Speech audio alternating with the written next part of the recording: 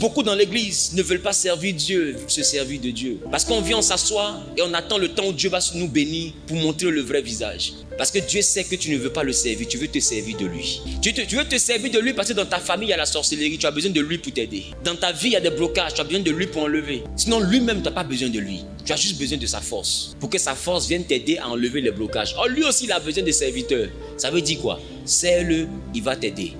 Si tu le sers, il te sert. Tu ne le sers pas, il ne te servira pas. Voilà pourquoi depuis que tu ne le sers pas, tu es dans l'église, tu payes dîme, tu payes tout. Qu'est-ce qui avance dans ta vie? Rien. Parce que toutes ces choses-là, c'est utile dans la vie du serviteur. C'est pas utile dans la vie de celui qui vient s'asseoir à l'église. Je ne sais pas si je parle à quelqu'un.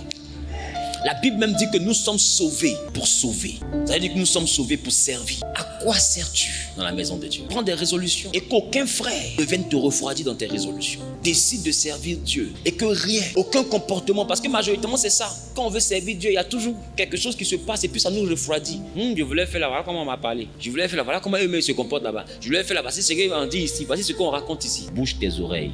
Parce que c'est pas pour quelqu'un que tu sais, c'est pour ta propre prospérité que tu sais. Non, les gens peuvent dire, voyez ce qui se passe. Toi, tu dis, moi, Dieu m'a convaincu d'être ici, je reste ici. Tu es mon ami, hein. Si Dieu t'a convaincu de partir, va. Le jour, il va me dire de te suivre. Je viendrai. Pour le moment, là, je le sais. Et je reste à mon poste pour voir ce que me dira l'Éternel. On ne fait pas de suivisme. Écoute-moi bien, même moi, je marche chez toi. Si Dieu me dit de ne plus te recevoir, je ne vais plus te recevoir. Même si il faut pleurer du sang. Parce que tu n'as pas besoin de moi, tu as besoin de Dieu en moi.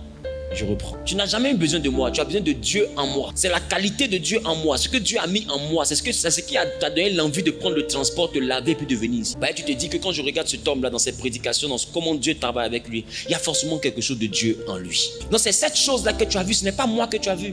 Sinon moi je suis un jeune Ivoirien. Et il y a beaucoup de jeunes Ivoiriens, même à ton côté de toi, il y a un jeune Ivoirien. Tu n'es jamais allé t'asseoir à côté de lui. Mais ce qui t'envoie ici, c'est la qualité de Dieu en moi. Et il te faut comprendre que cette qualité-là, toi aussi tu as une qualité en toi. C'est ce qu'on appelle le don de Dieu en toi. Il dit, il faut travailler ce don-là pour que ton progrès soit évident. Que tout le monde réalise que tu as progressé dans la vie. Mais c'est quoi progresser? C'est évoluer, c'est connaître l'élévation, c'est prospérer. Arrête de pleurer devant le trône de Dieu. Commence à servir Dieu. Sois utile et tu verras que Dieu sera utile pour toi. Sois inutile et avoir Dieu sera inutile pour toi.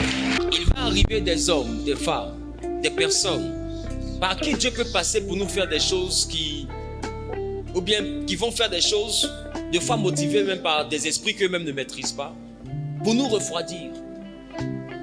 Pour nous refroidir. Et pour nous envoyer à prendre la décision de ne plus servir. En réalité, quand Satan décide de te refroidir dans ton service, c'est parce qu'il a décidé de t'empêcher de prospérer. Parce que la prospérité est rattachée à ton service. La prospérité n'est pas rattachée à la chaise que tu occupes à l'église.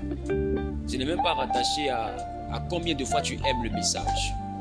La prospérité est rattachée à la qualité de ton service.